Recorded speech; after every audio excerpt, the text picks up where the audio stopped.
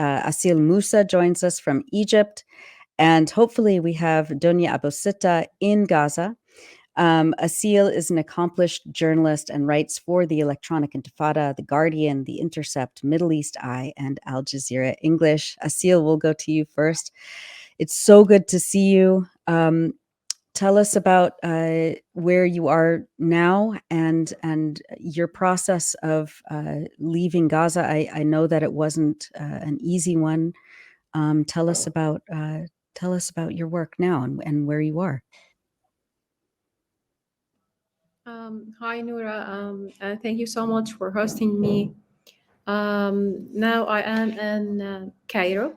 I evacuated Gaza just 1 month ago. And the process of evacuating Gaza is not easy at all.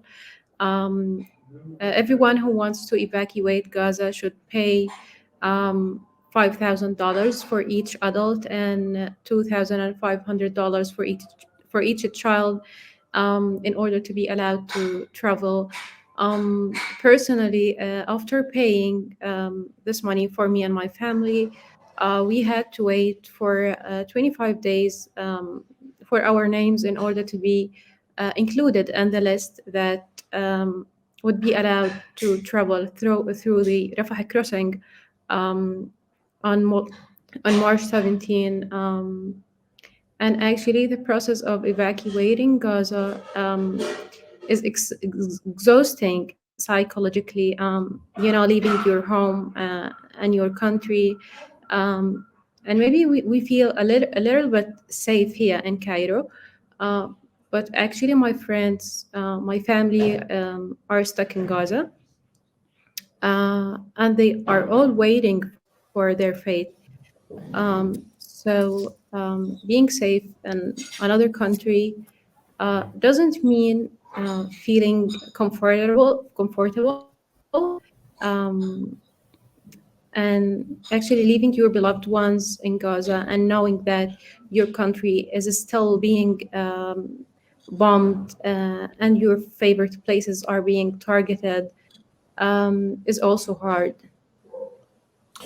Hi, Aseel. It's so nice to talk to you. Alhamdulillah ala salamatkum.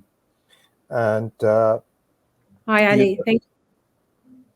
thank you. And Aseel, we've been so proud of your work over the past few months amid this horrifying genocide. And you told me how that when you were going to leave Gaza, how sad you felt about leaving your Yes. home. That's what it is, leaving your home. And all of us can understand that.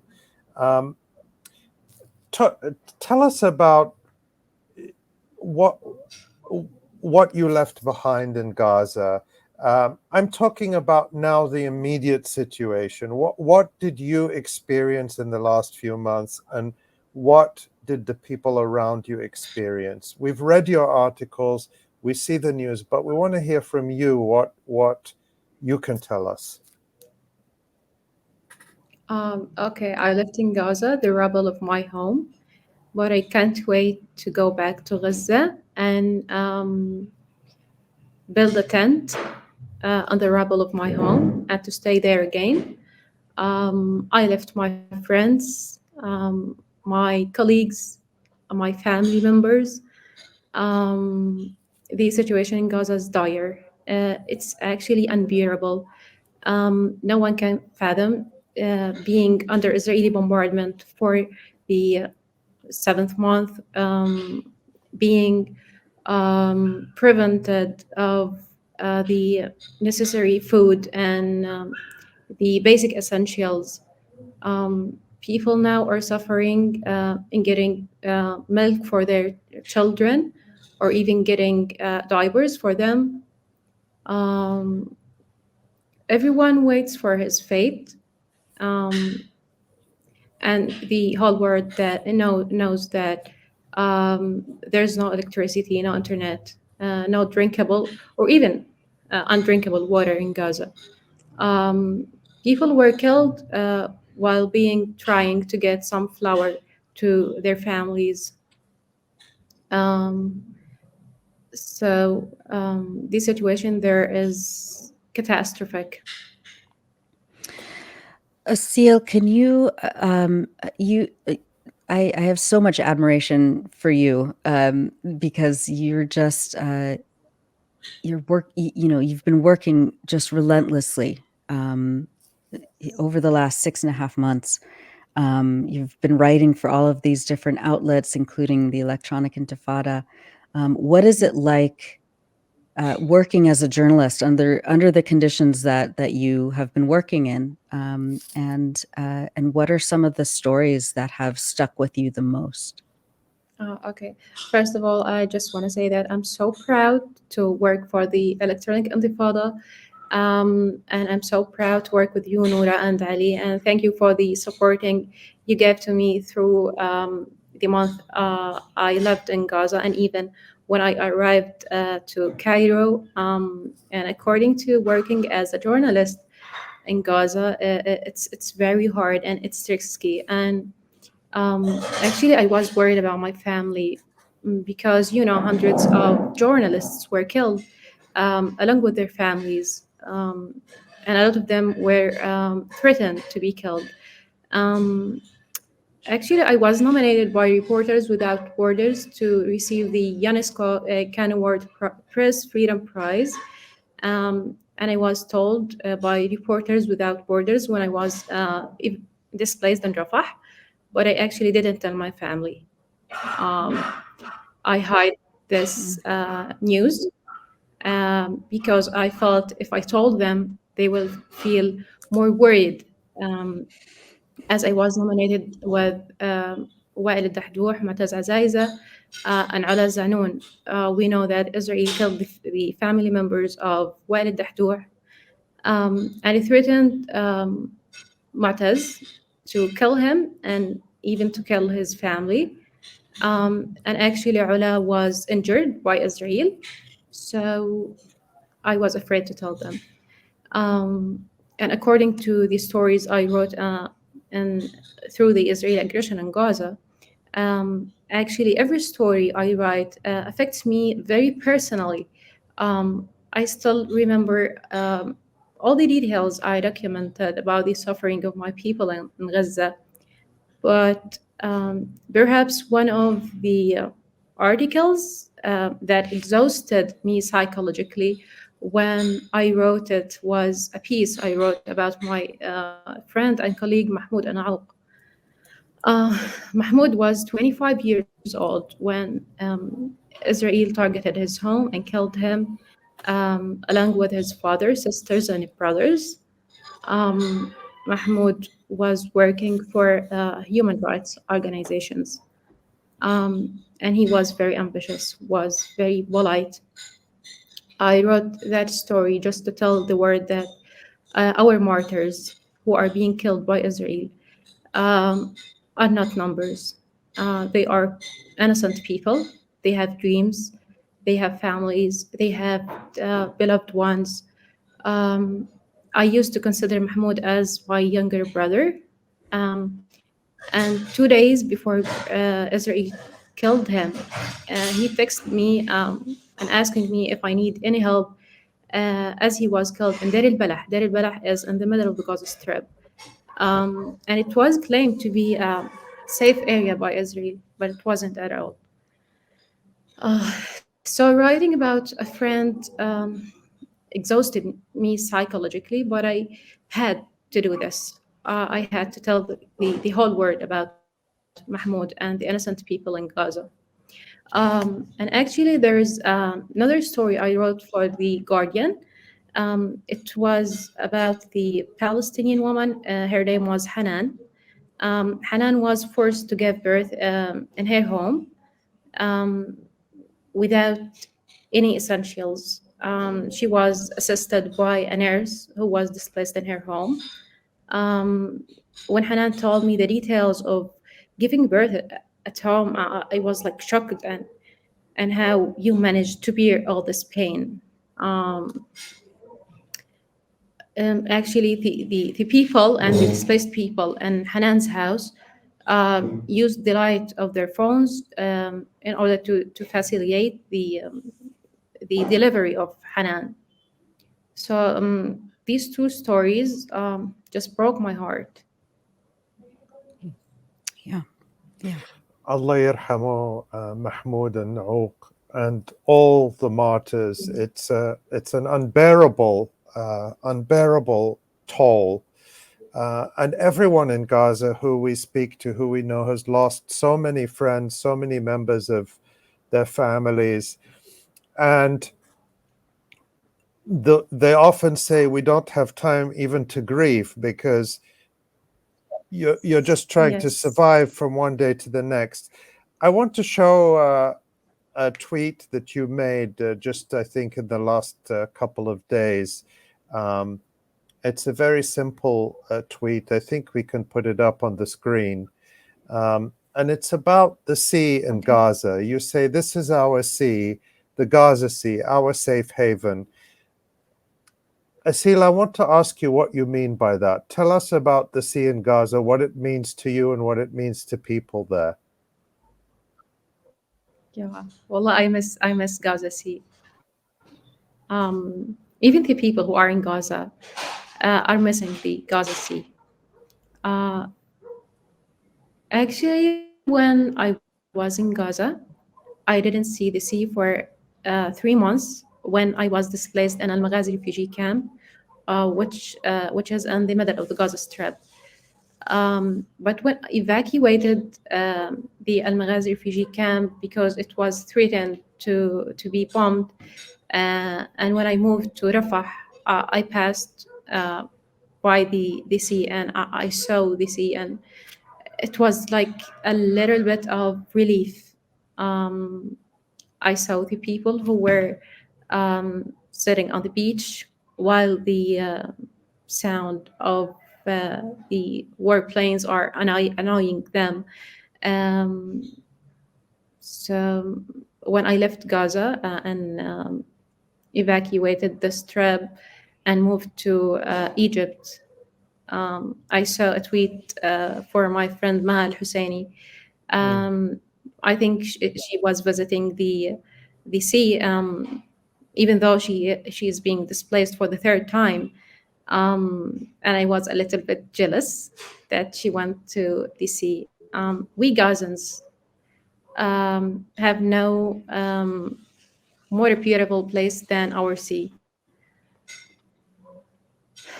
And the sea during, tell us, before the war, what what role did the sea have in the life of everyone in Gaza? Okay, we have so many cafes very close to the sea.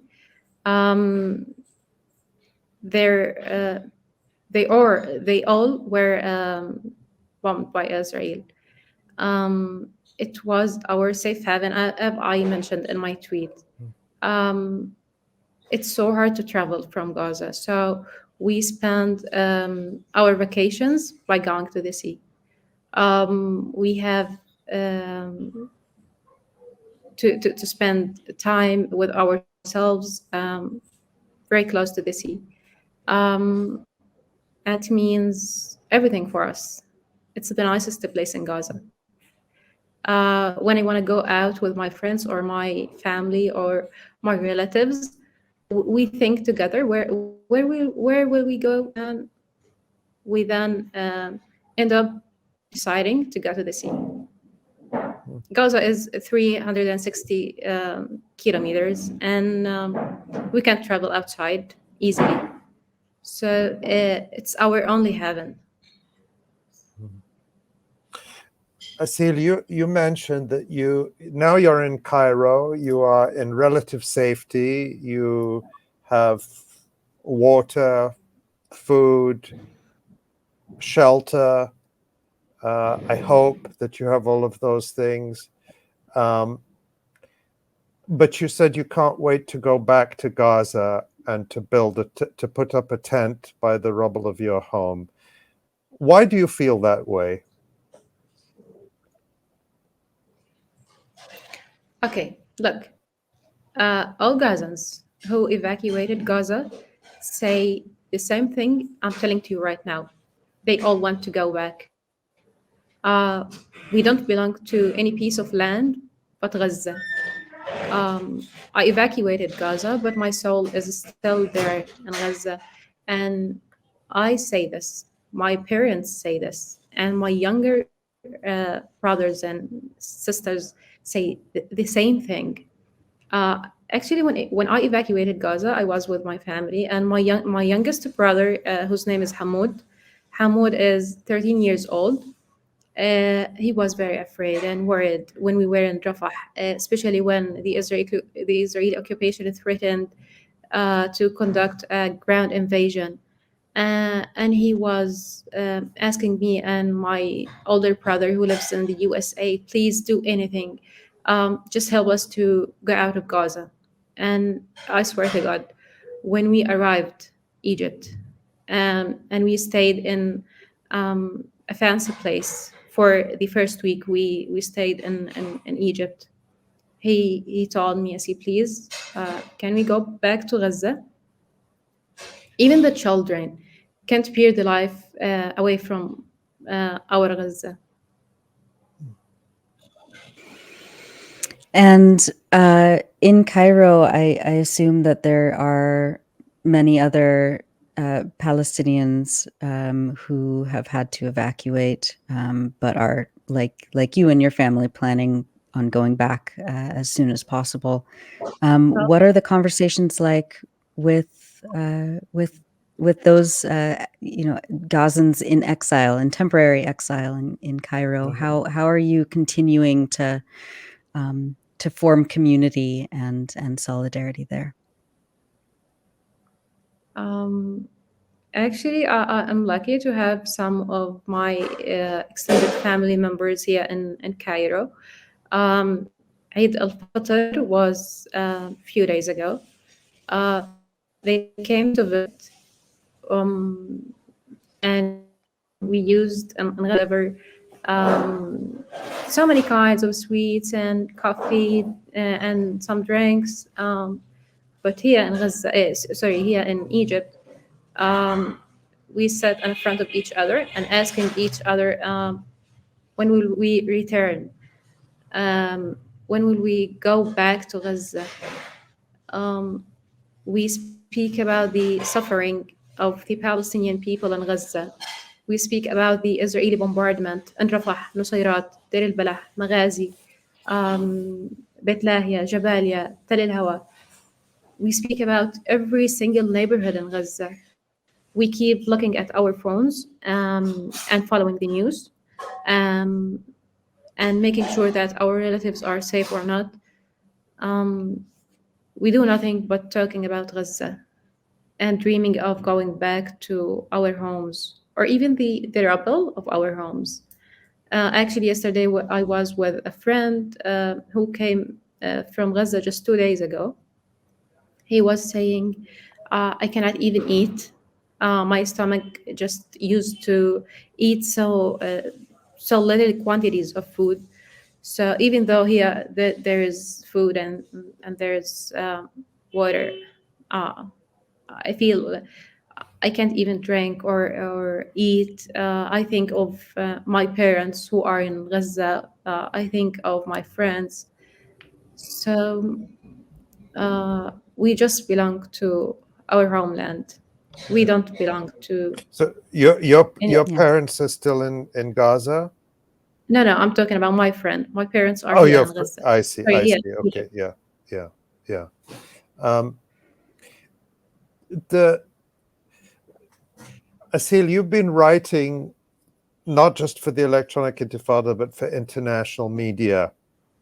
Yes. We just showed The Guardian, and you've written for other publications as well. And it's wonderful to see your work in those publications. But have you had a chance to look at some of the media coverage, particularly the English language media coverage about Gaza? And if so, what's your reaction to it in general? Well, the Western media gets everyone mad, and to be honest, it gets the majority of us mad. Um, I think the Western media coverage is unfair. This is why me and my colleagues are very determined to keep writing about Gaza, especially in the Western media outlets. Um, you know that Israel prevented the Western journalists to enter Gaza and to cover the Israeli genocide in Gaza. So we tried to do our best in order to tell the truth of our country and our beloved people. And to be honest, sometimes I felt disappointed, and I work for nothing. Nothing just changed, and nothing can be changed if I wrote if I'm not. But I keep remember the words of Dr. Rifat Al-Arair, may his soul rest in peace, to pushing us to keep writing, to keep posting about Palestine and Gaza. I remember that my first article I wrote was for the Electronic Intifada. When I asked him about his opinion and his advices, he let me feel that I did a victory when I wrote my first article. I didn't realize the importance of keep talking about Palestine and Gaza. So, but in this genocide, when I worked more for different Western media outlets, I realized his meaning about the importance of writing about Gaza and telling the truth and documenting the Israeli violations, and talking about the voiceless people. Well, Aseel, your work does make a difference, Yeah. and Dr. Rifat made a huge difference. You know, I don't know if I've had a chance to say to you, but the greatest treasure that Dr. Rifat left on this earth is you and his other students and all of those whom he encouraged to write, to tell the stories. And we continue to honor him by doing that. You made a huge difference, and he made a difference. And we thank you for that so much. And don't stop doing it. Yeah. Don't Yes. stop doing it. Aseel Mousa, you are a legendary journalist, and as I said, you know, we're all in awe of you and your work and your tenacity and your courage, and you know, we can't wait to see what you rebuild in Gaza after this is all over. Aseel Mousa, please take care of yourself. We can't wait to see what you write next. And thank you so much for joining us today on the live stream, ħabibti. Thank you, Thank you so Aseel, and much, we'll see Noura. you Thank you back so here much. soon, I hope. We'll see you back Yeah. on the live stream soon, Inshallah. I hope. Inshallah. Thank you. Thanks for watching this video. Please subscribe to our YouTube channel, hit like, leave a comment. These engagements help us with the YouTube algorithm, and it helps us to get around Silicon Valley censorship as much as possible. It does make a difference. You can also support our journalism by going to electronicintifada.net and clicking on donate now. Thank you.